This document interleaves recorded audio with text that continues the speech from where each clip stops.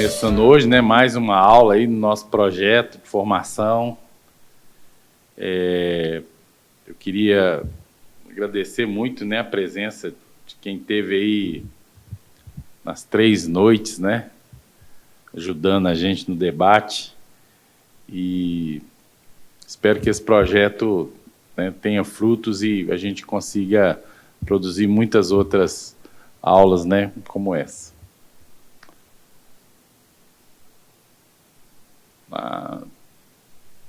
Muito bem.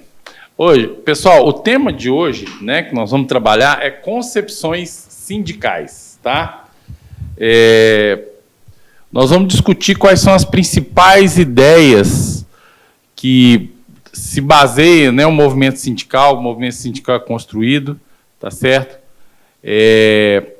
Quais são as principais concepções que atuam.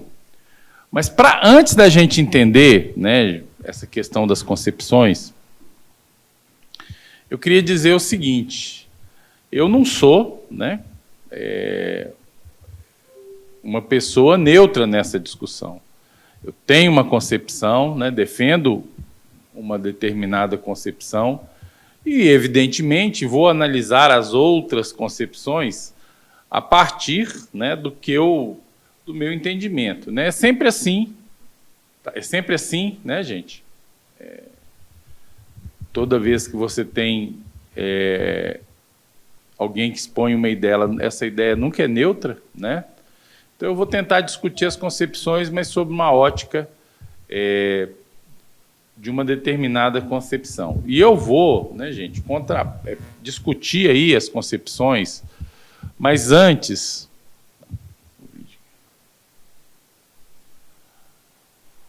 Eu queria antes colocar algumas ideias muito importantes que vão ser fundamentais para a gente entender, né, as principais diferenças entre as diversas concepções que existem no movimento sindical. Primeira coisa, né, gente, eu queria discutir com vocês uma ideia muito importante, que é fundamental, e que é uma palavra que todo mundo já falou, né? Todo mundo usa, mas, inclusive, muitas vezes usa de maneira errada, né? Eu queria falar da palavra estratégia. O que é estratégia, né? Bom, tem muito debate, né, sobre o que é estratégia, né? Então, eu vou beber da fonte, eu vou falar, então, vou pegar o conceito de estratégia do Karl von Clausewitz, tá, que é um general prussiano de Napoleão, que escreveu um dos principais tratados militares, né? A palavra estratégia é uma palavra de origem militar. Então, de acordo com Clausewitz, estratégia é a atividade que consiste em coordenar os diferentes choques bélicos, cavalaria, artilharia, né, infantaria, em função da guerra. Olha, essa é a questão fundamental.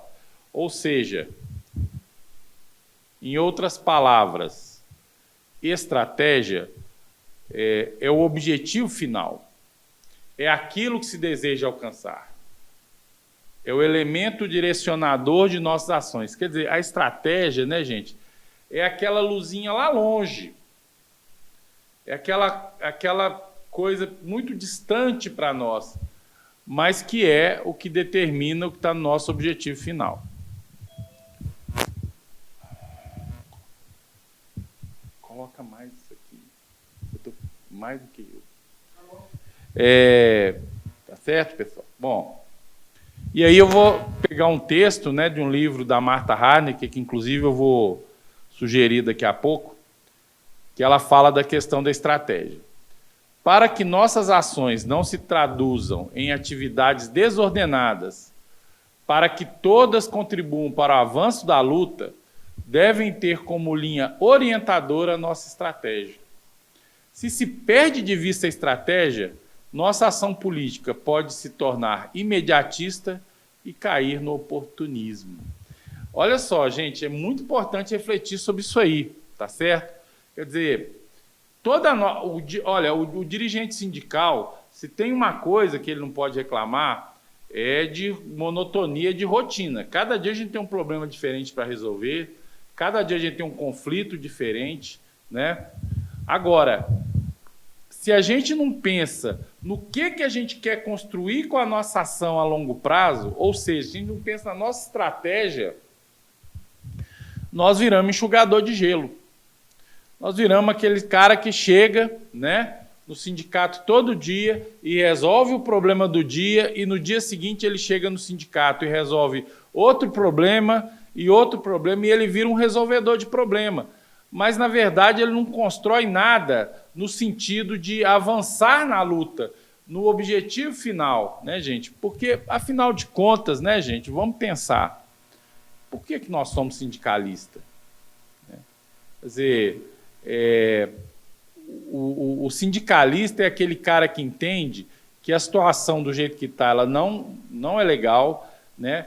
Ele é aquele cara que entende que é preciso mudar, mas é aquele cara que entende que ele assume o papel de ser um agente nessa mudança. Então a gente tem que pensar, né, gente, o que a gente quer, na verdade, com a nossa atividade sindical, né? Porque, senão, a nossa atividade política vira uma atividade imediatista, né? Como diz a Martha Hahn. Muito bem. E as táticas, né, gente? Uma coisa é a estratégia. E a tática? Também bebendo da mesma fonte, né, o livro do Clausewitz.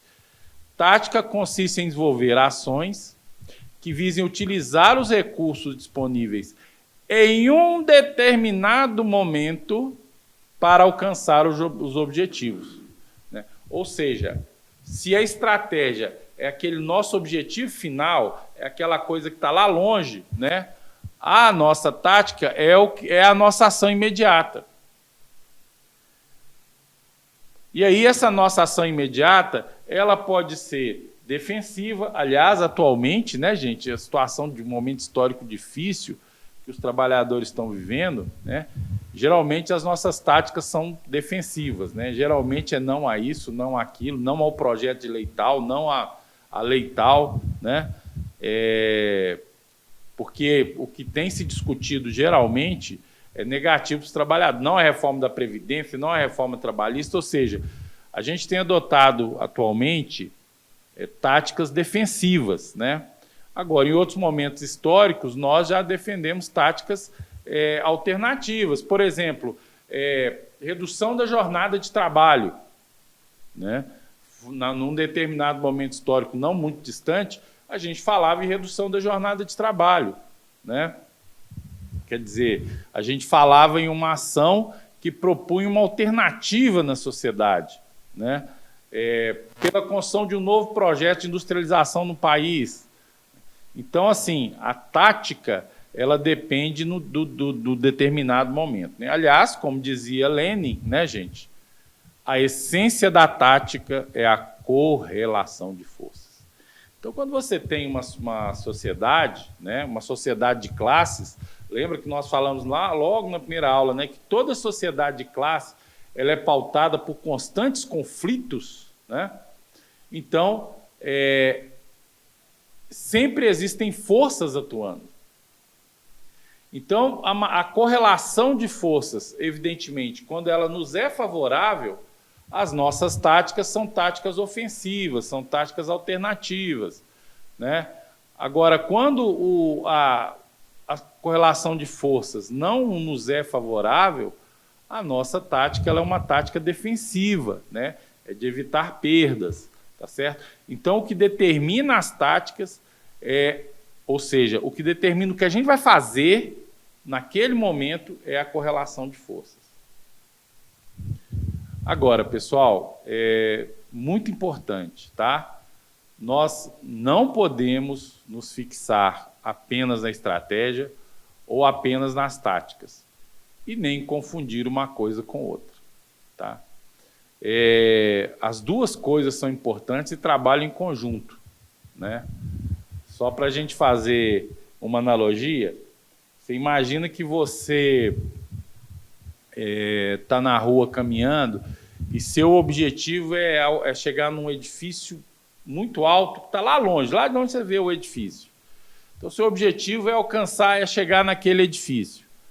Agora, se você ficar prestando atenção só no edifício, você provavelmente vai ser atropelado ao atravessar uma rua, né? Ou vai cair dentro de um buraco, tá certo? Você tem que observar o lugar que você quer chegar, mas você também tem que prestar atenção no seu caminho. Agora, se você começa a prestar atenção só no seu caminho e não observa lá onde você quer chegar, a possibilidade de você se perder é muito grande, né? Então, as duas coisas são importantes, as duas coisas trabalham juntas, a estratégia e a tática.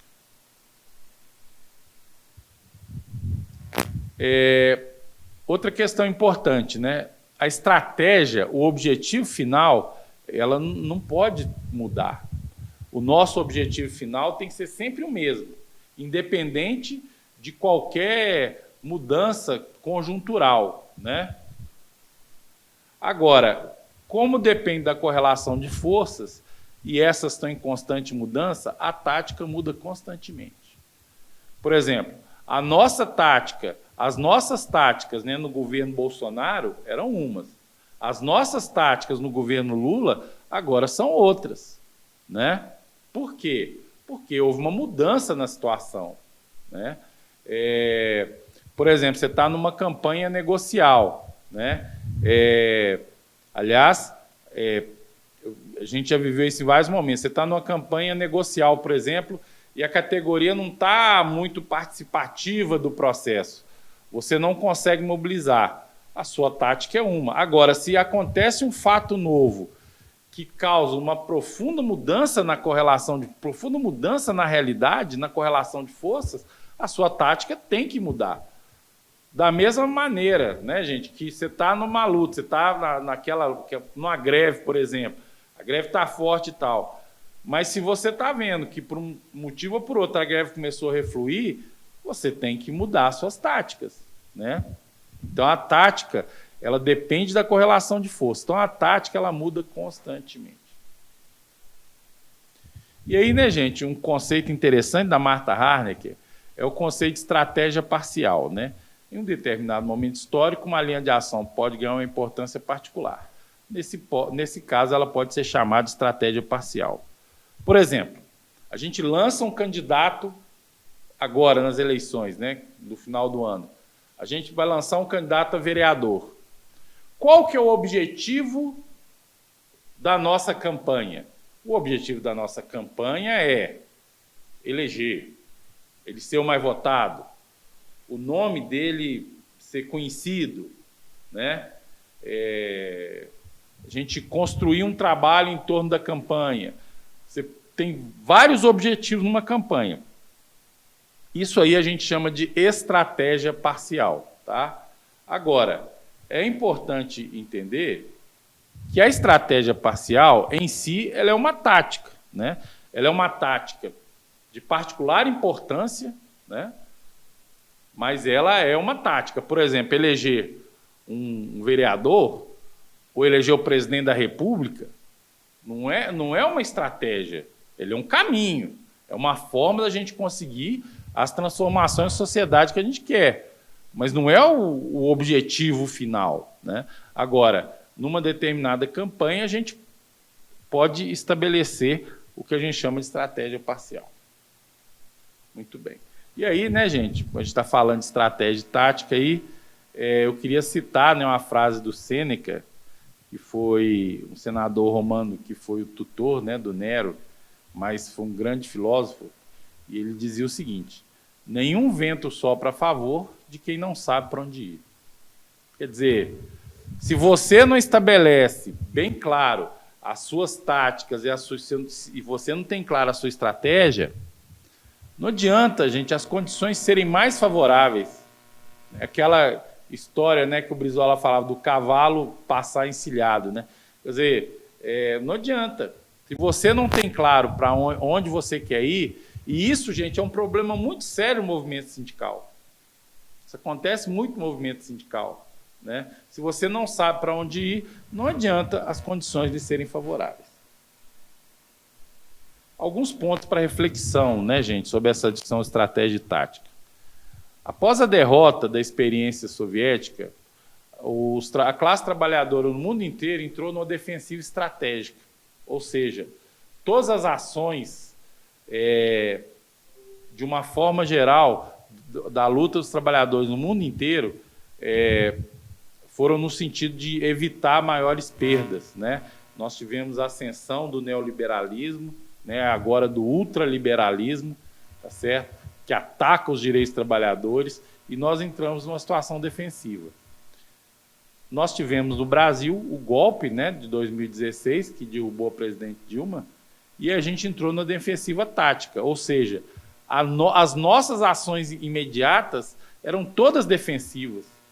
Nós estamos começando a sair dessa defensiva tática agora, mas isso não está muito estabelecido não, tá, gente? Mas nós estamos começando a sair dessa defensiva tática. Muito bem. E aí, né, gente, é importante também entender que, para poder determinar o caráter estratégico de alguns eventos, precisamos de tempo para analisar, tá certo? Por exemplo, a vitória do Bolsonaro nas eleições foi estratégica, a vitória do Lula foi estratégica. Isso é algo que a gente não dá para analisar no calor, né, do que está acontecendo. A gente precisa de um certo tempo para entender cada evento que acontece, o que ele significa, né, do ponto de vista estratégico. E aí, como eu sempre falo, né, gente, algumas sugestões de leitura, né? O livro que eu utilizei aqui muito para falar sobre isso é o livro da Martha Harnecker. A Martha Harnecker é uma marxista, ela é chilena, viveu muito tempo em Cuba, não sei se ela ainda está viva, mas ela viveu muito tempo na Venezuela também, durante esse processo da Revolução Bolivariana. Ela escreveu o livro Estratégia e Tática, é um livro muito tranquilo de ler, né? Tem o livro do Sun Tzu, que é A Arte da Guerra, já ouviram falar desse livro com certeza. Agora, é um livro que tem que ser lido com muito cuidado, tá, gente? Porque a perspectiva do Sun Tzu, né, é muito idealista, tá certo? Então, a gente tem muita coisa que a gente consegue extrair, mas, assim, tem que ler com certo cuidado, tá? Aquela história, por exemplo, de se você conhece o seu inimigo e conhece você, você não perderá nenhuma batalha, isso aí é uma visão absolutamente idealista, né? Inclusive, algumas pessoas do movimento sindical não percebem isso, né? Acham que isso pode ser aplicado né, a ferro e fogo. Agora, tem dois textos, né, gente, mais densos, né? Um é o Duas Táticas da Social-Democracia na Revolução Democrática, é um texto do Lenin, tá? Que ele escreveu para a Revolução de 1905. Inclusive, esse texto, ele é um texto que deixa claro que o Lenin ele acumulou muito depois disso, né? Inclusive, o próprio conceito de estratégia e tática fica um pouco confuso. Mas é muito importante a discussão que o Lenin faz sobre as táticas da social-democracia na Revolução de 1905. E, por fim, um livro, o Da Guerra, né, que é o livro do Clausewitz, que eu também usei para fazer citações aqui, é um grande tratado militar, tá certo? Tem muita coisa lá, né? É desse livro do Clausewitz que vem aquela definição de que a guerra é a política por outros meios, né? É nesse livro que vem a discussão do golpe de audácia, né? Vou deixar para vocês aí, quem tiver interesse, pesquisar um pouco mais. Mas é um dos maiores tratados militares da história, né? Esse livro do Clausewitz. Muito bem. Então, tendo claro aí, né, gente? Eu espero que tenha ficado claro o que é estratégia, o que é tática. Vamos ver as principais concepções que influenciam o movimento sindical e daqui a pouco vocês vão entender por que eu falei de estratégia e tática. Então, a primeira concepção que nós vamos explorar é o pragmatismo ou o trade unionismo, que surgiu na Inglaterra, né, e muito forte nos Estados Unidos. É a concepção sindical hegemônica nos Estados Unidos até hoje, né? Ela surgiu no final do século XIX, tá? Com o avanço do movimento sindical. Quais são as principais características do pragmatismo ou trade unionismo? Primeiro é a defesa do capitalismo, a negação de que existe uma luta de classe, ou seja, uma negação de que existem classes sociais e que essas classes sociais têm interesses antagônicos, né? A questão do economicismo, ou seja, o importante é apenas a luta econômica, né? Em outros momentos a gente discutiu, né, gente, que o sindicato, nós discordamos dessa concepção, né? O sindicato ele tem que fazer a luta econômica, mas tem que também fazer a luta política e a luta ideológica. Essa concepção diz que o movimento sindical deve importar apenas com a luta econômica. O corporativismo, né? Ou seja, o importante é a minha categoria, o importante é os trabalhos que eu estou defendendo, o resto é que se lasque, né? O cupulismo, ou seja, aquela coisa de ficar só na cúpula, né? Você não envolver os trabalhadores, né? A absolutização da negociação. Gente, negociar faz parte da natureza do dirigente sindical.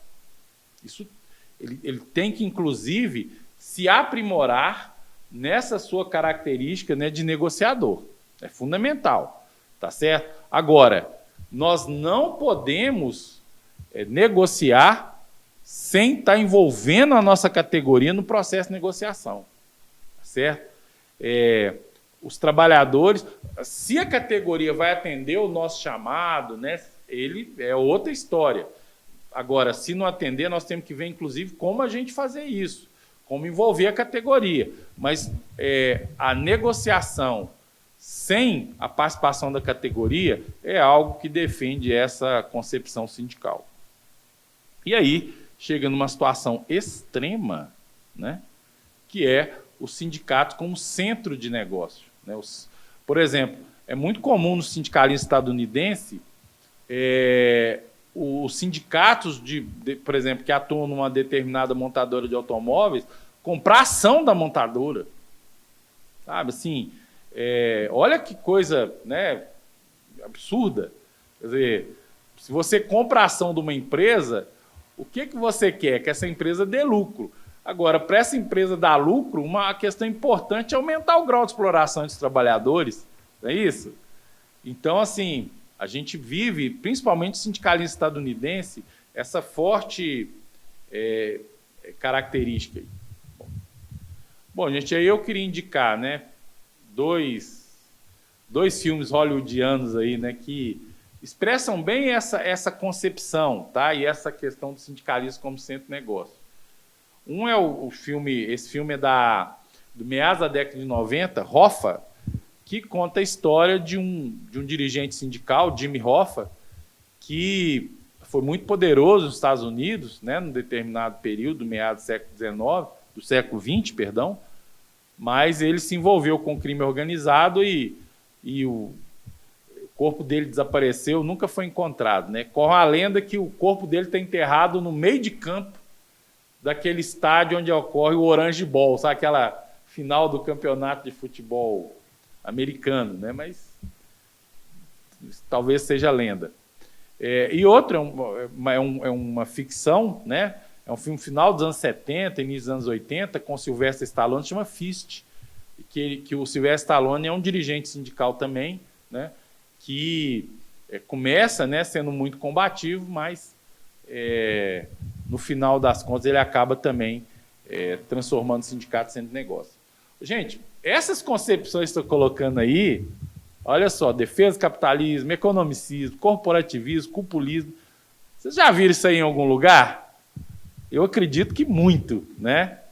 Por quê? Bom, mas antes disso, vamos falar também de uma outra visão que está cada vez arregando mais no movimento sindical, que é a visão liberal. Como é que vem? De onde que vem nessa visão liberal? Primeiro, né, gente, principalmente a partir da derrota, da experiência da União Soviética, os trabalhadores, de uma forma geral, perderam uma certa perspectiva histórica, né, enquanto classe e tudo mais. E aí nós observamos, né, no mundo, e observamos até hoje, muito forte, uma perda da identidade de classe e uma perda da subjetividade. Quer dizer, os trabalhadores não se sentem mais enquanto tal, né? E aí começa a vir, né, aqueles conceitos, né, de meritocracia, eficiência, competência, em que geralmente você pega trabalhadores em situações completamente diferentes e quer aplicar um conceito igual, né? Os trabalhadores do serviço público, por exemplo, sofrem muito com essa visão, né, da meritocracia, da competência, né, sem levar em consideração as condições objetivas, né? E aí isso tem algumas influências no movimento sindical, né? Por exemplo, a predominância do interesse coletivo, do interesse individual sobre o interesse coletivo, né? Por exemplo, não ao imposto sindical, né? O trabalhador tem o direito a decidir se ele quer pagar ou não a contribuição ao sindicato, né? Aquela ideia do sindicato orgânico, né? Ou seja, o sindicato que só atende o trabalhador que é associado. A gente tem isso, infelizmente, demais, né, gente, no movimento sindical. E a ideia do pluralismo, ou seja, o trabalhador tem direito de ser associado ao sindicato que ele quiser, você pode fundar o sindicato se quiser, né? Ou seja, todas essas ideias, que inclusive também afetam outras concepções, como nós vamos ver, mas elas fazem parte de uma visão que diz que o interesse individual ele é superior ao interesse coletivo. E quando a gente fala em interesse coletivo, é interesse de classe, né? Mais que isso, também essa concepção liberal fala muito da redução do poder do Estado, né? O fim do poder normativo da Justiça do Trabalho, o negociado sobre o legislado, né? E a famigerada emenda 45, né, que diz que para você entrar com dissídio contra o sindicato patronal tem que ter a concordância dele, né? Ou seja, você tem que ter a concordância do sindicato para entrar na justiça contra ele, né? Quer dizer, são ideias... Aí, gente, a gente fala o seguinte, se você pegar a reforma trabalhista de 2017, que tem essas ideias, mas o primeiro lugar que essas ideias aparecem é no Congresso de Fundação da Central Única dos Trabalhadores de 1983. Central Única dos Trabalhadores que é fortemente influenciada pelo sindicalismo estadunidense. Se você vê lá, olha, fim do poder normativo da Justiça do Trabalho, que nos prejudicou tanto, né? O negociado sobre o legislado, quer dizer, você perde uma proteção legal contra a retirada de direitos, né? E a emenda 45, quer dizer, a emenda 45 é a parte da reforma trabalhista, mas tudo isso aí, gente, está contra o imposto sindical, sabe? Quer dizer, tudo isso está no Congresso Fundação da CUT, que tem uma forte influência, né, do sindicalista estadunidense. E aí, pessoal, um texto interessante, tá? Do Nivaldo, é um texto pequeno, tá certo? Mas é um texto fantástico. Eu gostaria muito que quem puder, né, acessar, está na internet, né? É fácil. A mão invisível do mercado contra o movimento sindical do nosso vice-presidente Nivaldo Santana. É um texto muito explicativo que mostra como é que a ação do mercado do movimento sindical ela promove, né, ideias como essas aí. Muito bem. Mas o que isso tem a ver com a estratégia, né, gente? A ausência ou falta de definição clara de uma estratégia na luta sindical é a porta de entrada para essas práticas. Ou seja, gente, vamos pensar aqui, ó, vou voltar aqui um pouco. Se a gente pegar essas características do sindicalismo, do trade unionismo, né, a gente encontra essas características no movimento sindical, talvez seja as concepções mais presentes no movimento sindical. Mas como é que... E aí, se você pega a história, você pega que muitos desses dirigentes sindicais que hoje defendem ideias como essas, você pensa o seguinte, esses dirigentes sindicais já foram combativos e tal, mas como eles não têm uma definição clara de uma estratégia, ou seja, eles estão no sindicato só pelo fazer sindical, ou seja, resolvendo cada tarefa, né, no dia, tarefa do dia, eles não têm um modelo de sociedade a que eles querem atingir. A tendência, né, gente, como nós vemos na sociedade capitalista, a tendência é a gente acabar capitulando a ideias como essa ou as ideias liberais também, tá? Então, por isso que é muito importante, gente, que o dirigente sindical ele pense o seguinte, todo dia, gente, todo dia, você chega no seu sindicato e pensa o seguinte, o que eu estou fazendo aqui? Sabe? Assim, o que eu quero? com a minha participação no sindicato. É fundamental isso, né, gente? Tanto do ponto de vista imediato, quanto do ponto de vista a longo prazo. Muito bem. Outra concepção, também muito importante, né, gente, é o anarquismo. O anarquismo, ele surge, ele é muito forte, principalmente em países como Itália, Espanha, Portugal, que entraram mais tarde assim no capitalismo, né? E foi muito importante também no Brasil e na América Latina, né, principalmente no final do século XIX e no século XX. O que significa anarquismo, né? Vem do grego, an significa negação e arquia significa governo, né? Ou seja, os anarquistas são totalmente contra qualquer governo, né? Aliás, uma das máximas do anarquismo é: se há um governo aqui, eu sou contra, né?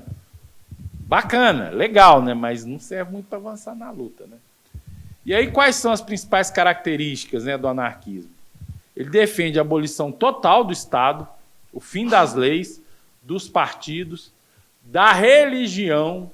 Aliás, outra máxima, né, do anarquismo é enforcar o último burguês nas tripas do último padre, né? A erradicação de toda forma de autoridade. Quer dizer, uma sociedade autogestionária, em que as pessoas sabem o que tem que fazer e a sociedade funciona sem nenhum tipo de autoridade. O anarquismo, ele tem dois grandes pensadores aí, mas, na minha opinião, de visões opostas, né? Um é o Proudhon. O Proudhon, ele defendia a criação de sociedades democráticas auto-organizadas, né? Ele escreveu o livro A Filosofia da Miséria, né, que coloca bem claras as suas ideias. E ele foi radicalmente contra as greves e contra os sindicatos, porque ele acreditava que isso atrapalhava a construção dessa sociedade autogestionária. Essa visão reacionária do Proudhon, ela dá base para algumas correntes modernas também reacionárias, né? O autonomismo, Black Bloc, são visões anarquistas, mas visões anarquistas de direita, visões anarquistas altamente reacionárias, não tem nada a ver com a nossa luta, né? E outro pensador, né, anarquista, foi o Michel Bakunin. O Bakunin, ele se dizia discípulo do Proudhon, mas ele discordava da questão principal do pensamento do Proudhon, que é a forma reacionária do Proudhon de atingir a sociedade autogestionária. Então, o Bakunin acreditava nos sindicatos. Ele acreditava que os sindicatos podem ser utilizados como instrumento para mudar a sociedade, substituindo o capitalismo, né? Mas, como todo anarquista, a negação de qualquer ação política por parte dos trabalhadores. Do pensamento do Bakunin, nós temos as bases para a origem do chamado anarcossindicalismo, tá? Que é o pensamento anarquista dentro do movimento sindical. E quais são as principais características, né, desse anarcossindicalismo? Primeiro, é o antipoder, né? Como eu disse, como todo anarquista, são contra qualquer forma de poder. Os sindicatos são únicos, aí é o problema, a palavrinha que causa todo problema, né? São os únicos instrumentos eficazes para a mudança da sociedade. Ação direta, vanguardismo, voluntarismo, quer dizer, vamos que vamos, se a gente tem que fazer, vão lá e vão fazer, não tem que preocupar com correlação de forças, com acumulação de força. Ah, nós estamos superexplorados, então vamos lá, nós temos que fazer greve. Ah, a categoria não está preparada para a greve. Não, mas vamos, temos que ir, né? Essa coisa de correlação de força é coisa reformista. Não a participação nas eleições, de jeito nenhum, né? Aliás, né, gente, se algum dia na vida vocês encontrarem alguma coisa tipo um partido anarquista, isso é coisa de picareta, viu, gente? Porque essa ideia, essas duas palavras não tem como andar juntas, né? Partido e anarquista. E eles sempre foram contra os partidos políticos, né? E principalmente os partidos operários e revolucionários. Eles sempre foram contra, né? Agora, gente, não resta a menor dúvida, nós falamos isso, né, nas outras aulas, o anarquismo cumpriu um importante papel na organização do movimento sindical no Brasil. Porque é o seguinte, muitos dos imigrantes que vinham da Espanha, da Itália, de Portugal, da França, esses imigrantes traziam consigo as ideias anarquistas, né? aqui uma foto, né, gente, muito interessante, do Congresso de Fundação da Confederação Obreira Brasileira, a COB, a primeira central sindical que se tem notícia, né? E aí eles, inclusive, no primeiro plano aí, colocando o jornal, né, a Voz, que foi o primeiro jornal da imprensa operária. Aliás, os anarquistas também cumpriram um importante papel no Brasil no desenvolvimento da imprensa operária, né? Aqui eu mostrei essa foto ontem, inclusive, o cortejo fúnebre, né, do Zé Martinez, um operário que morreu, né, na organização da Greve Geral de 1917. Aí a gente vê com destaque as bandeiras negras, né, características do anarquismo. Agora, os trabalhadores, né, gente, a partir principalmente a partir da Greve Geral de 1917, eles começaram a acumular experiência e começaram a perceber que não dava para ficar só na luta econômica. Então, isso fez com que os anarquistas começassem a cair no isolamento, né, e começassem a perder o seu protagonismo. Eles foram duramente reprimidos, né? Eu falei ontem da Lei Adolfo Gordo, que foi publicada em 1906, né, que permitia a expulsão de trabalhadores identificados com o anarquismo, né? Mas não foi só no Brasil, foi em vários lugares do mundo, né, que os anarquistas foram duramente reprimidos.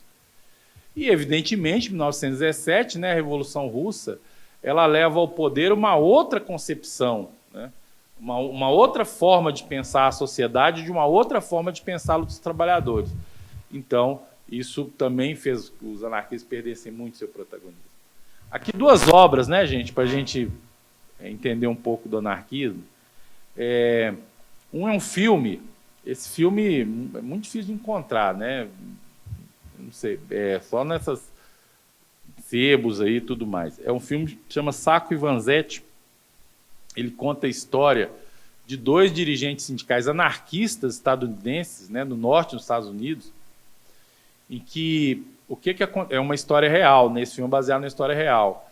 Eles foram presos porque houve uma mobilização numa fábrica e nessa mobilização morreu um gerente da fábrica e um guarda. Então os dois foram acusados de assassinar essas duas pessoas e foram condenados à morte pela cadeira elétrica. Mais tarde, um bandido lá, um ladrão, ele foi preso e ele confessou que, na verdade, ele se aproveitou da mobilização para roubar e foi ele que matou o guarda e o gerente, né? Então ele confessou que, na verdade, não tinham sido os dois dirigentes. Mas, mesmo assim, mesmo ficando claro que eles não tinham sido os assassinos, a pena de morte deles foi mantida e eles foram executados, né? Ou seja, foi uma execução política, né? E tem um livro da Zélia Gattai, aí, gente, é o livro, tá? A Rede Globo fez uma série depois que é uma porcaria, não serve, não. O livro da Zélia Gattai, né, que foi companheira do Jorge Amado, Anarquistas, graças a Deus. A Zélia Gattai, ela era filha, né, de um anarquista, e ela mostra, né, como é que é o dia a dia, né, o pensamento dos anarquistas e tal. Quer dizer, uma coisa até muito romântica, né, mas que provou historicamente que não serve para a luta. E por quê? Gente, aqui um texto, né, do Engels, para mostrar como é que era duro o embate, né, entre os anarquistas e os socialistas científicos, né, que, como eu já falei, o Marx, né, esse termo marxistas, foi um termo pejorativo adotado pelos anarquistas. O Marx odiava isso, mas depois ficou, né? Olha só, eles acham que o primeiro ato da Revolução Social deve ser a abolição da autoridade. Esses senhores já alguma vez viram uma revolução? Uma revolução é certamente a coisa mais autoritária que pode haver. É o ato pela qual uma parte da população impõe a sua vontade à outra por meio de métodos e meios que estejam à sua disposição, inclusive os militares, os mais autoritários dos meios autoritários. Então, o debate, né, gente, do século XIX era entre anarquistas, né, e socialistas científicos era muito intenso, né? E esse debate ocorreu muito no Brasil também, né, no início do século XX. E aí, né, gente, o problema dos anarquistas é que eles não entendem o conceito de tática. A estratégia deles, quer dizer, uma sociedade diferente e tal, menos injusta, né, e tal, a estratégia é até legal, mas eles não pensam em tática. Qualquer tática, quer dizer, qualquer coisa que leve em consideração a correlação de forças, é um conceito reformista, né? E olha, gente, essa visão anarco-sindicalista, ela ainda influencia muito algumas correntes do movimento sindical. Tem aquelas correntes que eles rompem a luta porque propõem coisas, né, que não tem a menor possibilidade. Por exemplo, eu me lembro que quando a nossa luta pela redução para 40 horas de trabalho semanais estava muito forte, a gente estava conseguindo envolver, inclusive, várias centrais sindicais, o Conlutas, que tem uma forte influência anarco-sindicalista, veio com a proposta de redução para 35. A divisão do movimento, né? Com uma proposta que, assim, não é errada, mas para aquele momento não tinha como a gente conseguir. Aliás, nós não conseguimos nem a redução para 40 horas, né? Mas a redução para 40 horas, ela envolveu muito do movimento sindical, né? Mas aí, então, esse desvio anarco-sindicalista acontece muito quando você não entende a importância das táticas. Outra visão, né, também muito importante, é o chamado sindicalismo cristão, né? E aí, pessoal, deixar muito claro, né, quando a gente fala de sindicalismo cristão, nós não estamos discutindo aqui a questão de opção religiosa, né? Nós estamos falando da igreja enquanto estrutura de poder, né? Então, o Papa Leão XIII promulgou a encíclica Rerum Novarum, em 1891, mas ela foi clarificada, né, pela encíclica 40º ano do Papa Pio XI, em 1931. Gente, vamos pensar aí, 1931, ou seja, nós estávamos no auge da crise que começou em 1929. Vamos pensar na situação do mundo na época. E lembra, né, gente, quando eu falei da história do movimento sindical, a igreja começou a ter as comunidades de base, né, a sua ação de base, exatamente logo depois da publicação dessa encíclica, né? E para quê, né, que a igreja, então, publicou? Por que o Papa publicou essa encíclica, né? E por que isso foi implementado? Porque é o seguinte, o movimento sindical, ele na época, né, ele se dividia, principalmente no Brasil, é um exemplo muito claro disso. Você tinha os anarquistas, você tinha os comunistas, né? Na época, né, o Partido Comunista ele estava assumindo protagonismo no movimento sindical, mas ainda tinha muita força anarquista, e tinha o chamado sindicalismo amarelo, que era aquele sindicalismo cooptado, né, pelo governo. Então, a igreja precisava resgatar o seu poder político. E aí, a gente teve, então, a publicação dessa encíclica e o início da ação. Quais são as principais características, né, gente, do sindicalismo cristão? Em primeiro lugar, defende o capitalismo. As desigualdades são naturais, necessárias e convenientes para os homens. O capitalismo, então, para que serve o sindicato? O capitalismo deve desenvolver uma função social, sendo justo e equitativo, ou seja, a função do sindicalista, né, no sindicalismo cristão, é fazer que o capitalismo seja mais justo, né? E ele confronta, inclusive, ele combate essa confrontação de classes, né? Então, para que serve o sindicato? Numa situação de profundo ataque, por exemplo, defende o papel assistencialista. O sindicato é para dar médico, né? Para dar uma ajuda, para ajudar o trabalhador a enfrentar a sua difícil situação, né? E, evidentemente, uma grande característica do sindicalismo cristão é ser profundamente anticomunista, né? Ou seja, profundamente contrário àqueles que defendem um processo revolucionário de ruptura e defesa do pluralismo sindical. Então, o pluralismo sindical não vem só da visão liberal, né? O sindicalismo cristão também defende a ideia do pluralismo sindical, né? Ou seja, coloca o interesse individual na frente do interesse coletivo. Agora, não resta a menor dúvida, né, gente? Essa concepção sindical cumpriu um papel muito importante na reorganização do movimento sindical pós-ditadura. Porque o que aconteceu, né, gente? Com o golpe militar, né, aqueles dirigentes sindicais identificados mais combativos, né, os comunistas, na época também os PTBistas, né, eles foram ou exterminados, né, ou tiveram que fugir, ou tiveram que se esconder. E aí a reorganização da luta dos trabalhadores surgiu muito através das associações comunitárias, né, de bairros, e nesses lugares a igreja tinha muito poder. E aí ela foi muito importante na criação dessa nova leva, né, de dirigentes. Agora, vamos entender, né, gente? Ao contrário do que dizem alguns, o movimento sindical não começou, né, daí. A gente tem toda uma história, né? Aqui, né, gente, uma foto do Lula, né, numa Assembleia em São Bernardo, em 78. O Lula, por exemplo, é um resultado, né, lógico, hoje o Lula evoluiu, hoje o Lula ampliou, né, a sua visão e tudo mais, mas o Lula, por exemplo, foi um dirigente sindical que surgiu exatamente dessa concepção, né, de sindicalismo associado à Igreja Católica, né?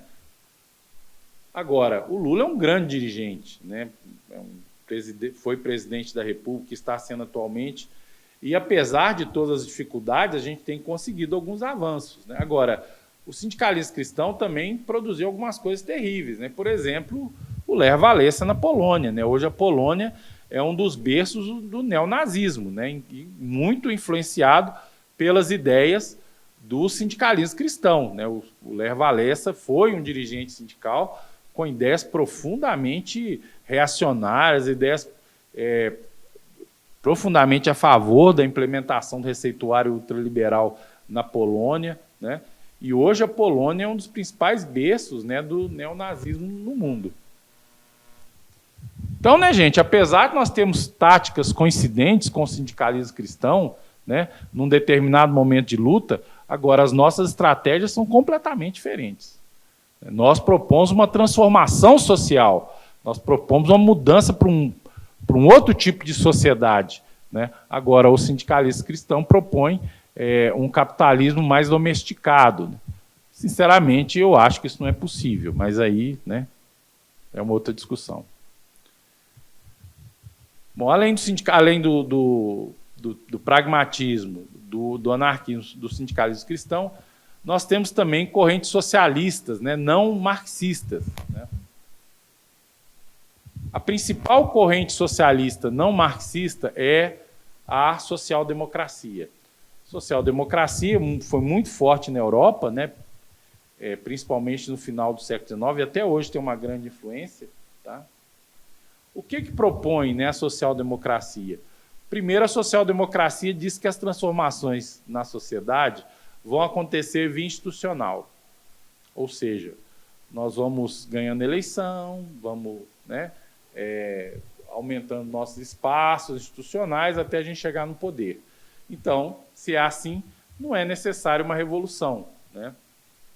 O Estado não é um instrumento de classe, ele é neutro, tá certo? Então, se você for indicar alguém para o STF, você vai indicar alguém porque foi meu advogado de defesa, ou porque ele é negro, ou porque é mulher, ou porque ele tem um notório saber, mas não tem nada a ver com as disputas que estão na sociedade, né?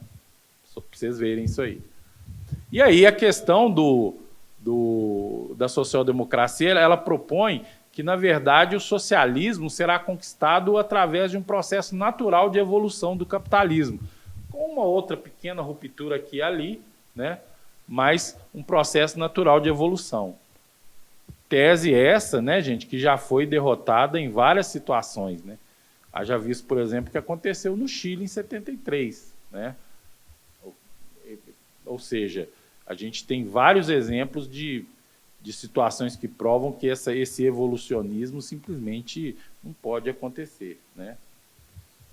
E aí, né, gente, a social-democracia, ela foi hegemônica no movimento sindical europeu e ela não conseguiu fazer frente à crise do modelo neoliberal, né? Ou seja, aquele famoso estado de bem-estar social da Europa, ele foi para as cucuia, né, gente? E os dirigentes sindicais social-democratas não conseguiram fazer frente a isso.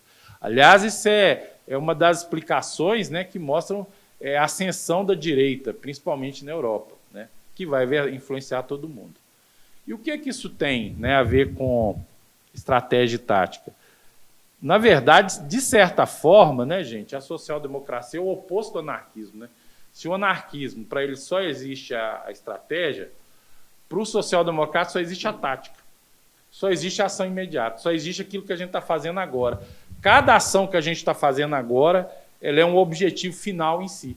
Então, por exemplo, essa ideia é muito forte dentro do PT, né? Então, você eleger o presidente, por exemplo, é um objetivo final. E se é um objetivo final, depois você tem só que manter, porque a mudança já é natural. E nós vimos, né, gente, que a realidade não é bem assim. Por fim, né, gente, há a concepção marxista chamada de socialismo científico, né? Os dois principais líderes, né, os dois principais teóricos dessa visão marxista de meados do século XIX, Karl Marx e Friedrich Engels. Bom, quais são as principais características, né, da visão marxista? Primeiro, o fundamental conceito da mais-valia, né? A gente já falou sobre isso em outros momentos, né? O que é a mais-valia? A mais-valia é tudo que é obtido, né, na produção de mercadorias e que não é necessário para pagar nem as matérias-primas, nem os insumos, nem o salário dos trabalhadores, né? Então, esse é o elemento fundamental de funcionamento do capitalismo. E aí você tem dois tipos de mais-valia. Mais-valia absoluta, né, que é o aumento do número de horas. Então, por exemplo, quando você faz hora extra, você está aumentando a mais-valia absoluta. Mas a mais importante atualmente é a mais-valia relativa, em que novas técnicas, né, gerenciais, elas então projetam, né, um aumento do nível de exploração dos trabalhadores e o aumento do nível de produtividade, aumentando então a mais-valia, ou seja, aumentando esse excedente. De acordo com os marxistas, o elemento central, né, que movimenta a história é a chamada luta de classe. Então, de acordo com os marxistas, desde que você tenha sociedade baseada em classes, né, o elemento fundamental foi a disputa antagônica, né, entre essas classes, entre essas diferentes classes, né? E aí, para os marxistas, a correlação de forças sociais em luta é o que faz a roda da história girar. Esse é o elemento fundamental. Essa visão dos marxistas, inclusive, hoje ela é muito combatida por visões, né, principalmente baseadas no pensamento Marx Weber, que valorizam demais, por exemplo, as lutas identitárias, mas descoladas da questão da luta de classe. Então, por exemplo, a luta antirracista ela é correta, mas ela não pode acontecer como uma luta em si.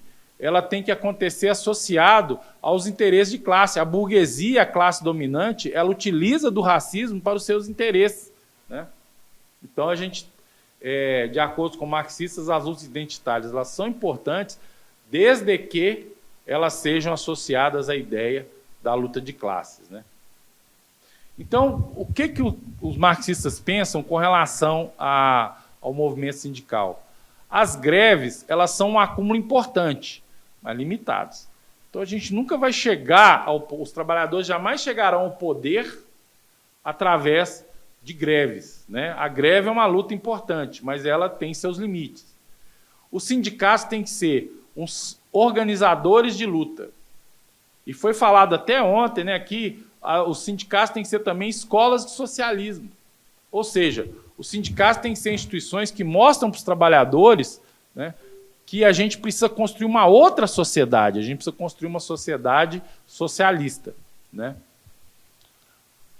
A questão que já foi falada em outros momentos, né, da importância da luta econômica, mas a importância também da luta política, da luta das ideias, né? Também o movimento sindical, o dirigente sindical, ele deve ser aquele promotor de todas essas lutas, né? E o Estado, ele não é neutro, de acordo com os marxistas. Ele é uma arena da luta de classes, né? Muito bem. E aí, né, gente, foi falado, inclusive, muito ontem, né, aqui sobre história do movimento sindical. No Brasil, os marxistas cumpriram um importante papel na organização do movimento sindical a partir da década de 20, né? Então, aliás, de 1929 até 1964, os marxistas no Brasil foram hegemônicos, né, no movimento, foram a maior força do movimento sindical. Né? E, infelizmente, né, se você pegar os dirigentes sindicais que foram mortos, né, executados durante a ditadura, a grande maioria deles, né, são dirigentes sindicais de orientação marxista. E aí, né, gente, entre os marxistas, nós temos duas principais correntes de pensamento. Tá? Uma é a corrente de pensamento que segue as ideias de Vladimir Lenin, o grande dirigente, né, da Revolução Russa de 1917. O Lenin foi o cara que pegou a visão marxista e levou ela para um outro patamar, inclusive discutindo questões, né, que o Marx e o Engels não tiveram, inclusive, tempo de discutir. Né?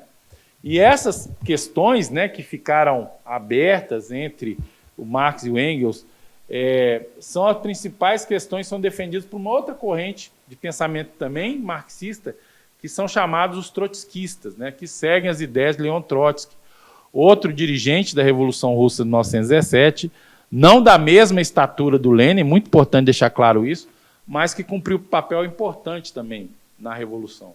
E quais são as principais diferenças, né, entre os marxistas-leninistas, né, que seguem a ideia de Lenin, e os trotskistas? Né? Primeiro, com relação à questão nacional. Né? Ou seja, o que é questão nacional? São aquelas questões que são específicas de um determinado lugar, de um determinado povo, e que são parte importante, para os marxistas-leninistas, são parte importante da luta de libertação dos povos. Para os trotskistas, a questão nacional é uma questão de menos importância. O importante é a luta proletária, né? É a luta da classe operária direta, sem levar em consideração essas realidades específicas. Outra questão é o conceito de correlação de forças. Né? Como eu falei, né, gente, para o Lenin, a correlação de forças é a essência da tática. Né? Enquanto que os trotskistas muitas vezes são levados pelo voluntarismo. Né? E esse voluntarismo deles já os causou, inclusive, grandes derrotas. Né? Outra discussão também muito importante, uma diferença muito grande, é que para os trotskistas, a classe operária ela é revolucionária em si. O operário ele é revolucionário por ser operário. Aí vem a seguinte situação, né? Peraí, se os operários são revolucionários por serem operários, simplesmente, por que os operários nunca fizeram a Revolução Mundial, então? Por causa das direções. Ou seja, para os trotskistas, a Revolução Socialista Mundial só não aconteceu porque as direções impediram, as direções dos sindicatos, que são vendidas, são traidores e tal, impedem que essa revolução aconteça.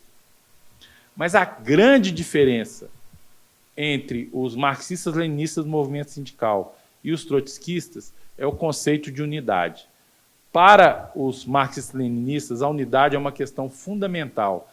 E a unidade é algo que você consegue juntando pensamentos diferentes. Porque se você juntar só gente igual, isso não é unidade, é a mesma coisa. Né? E da mesma maneira, para você construir unidade, a unidade tem que ser levando em consideração diferentes interesses. Para os trotskistas, a unidade ela só é possível se eles estiverem à frente. E esse pensamento trotskista, inclusive, ele influencia muito o PT e a CUT. Né? Ou seja, nós somos a favor da unidade, mas desde que a gente esteja à frente. É unidade para fazer o que a gente acha que tem que fazer. Né? E, na verdade, a unidade, muitas vezes, é muito mais difícil e muito mais ampla que isso. Né? Muito bem. Para terminar, né, gente? Mais uma vez, algumas sugestões de leitura aí. Primeiro, um livro muito legal do Daniel Ben-Said, chama Marx, Manual de Instruções. É um livro fantástico, gente, porque ele pega algumas ideias, né, do pensamento marxista e traduz essas ideias. Por exemplo, a questão de ditadura do proletariado, né? Ele coloca essa discussão da ditadura do proletariado, sabe, de uma maneira que a gente consegue entender que, inclusive, o conceito de ditadura democrática do proletariado não tem nada de antagônico, né? Ele discute também a questão do Marx e a religião, sabe? Ele vai fazendo traduções assim, né, do pensamento marxista, um livro muito interessante e até muito gostoso de ler. Outro livro, né, que fala sobre os marxistas no Brasil, em particular, é o livro do Augusto Bunicori, que é Marxismo, História e Revolução Brasileira, né? E é lógico, né, gente, o sempre atual, apesar de com quase 200 anos aí, né, de publicação, ele foi publicado em 1848, se não me engano, é o Manifesto do Partido Comunista, né, que coloca as ideias básicas do pensamento de Karl Marx e Friedrich Engels. É um livro que, apesar de ser um livro antigo, mantém ainda uma grande atualidade. Tá bem? Então é isso, pessoal. As concepções sindicais são essas. Aí, antes de entrar para as perguntas, eu já queria falar o seguinte. Não dá para a gente dizer qual central sindical que segue qual concepção. Não dá para dizer isso. Por quê? Porque, na verdade, esse conjunto de ideias, elas formam um caldo de cultura que vai orientar o movimento sindical. Então, as centrais sindicais, elas são influenciadas de maneiras diferentes por todas essas concepções. Algumas mais, outras menos, né? Mas, de uma forma geral, todas as centrais sindicais. Agora, eu queria deixar claro o seguinte: na minha opinião, só existem duas centrais sindicais no Brasil que têm uma definição clara de estratégia. Uma é a CTB, outra é a CUT. Por isso, elas são mais constantes no seu pensamento. As outras centrais sindicais, como elas não têm uma definição muito clara de estratégia, elas às vezes vão para a direita, às vezes vão para a esquerda, às vezes a gente consegue fazer grandes movimentos com elas, né? Às vezes eles colocam totalmente contra os interesses dos trabalhadores, tá certo? Exatamente porque elas não têm uma definição muito clara de estratégia, né? Agora, a CUT, que é uma central sindical, que é uma amálgama, principalmente dos sindicalistas cristãos, social-democrata e trotskista, mas tem uma grande influência do pensamento marxista também. Ela tem uma estratégia clara. E a CTB também tem uma estratégia clara, né? Que Brasil que a gente quer, né? O que a gente quer com a nossa central sindical para construir qual Brasil, tá certo? Mas isso aí é motivo para uma outra discussão.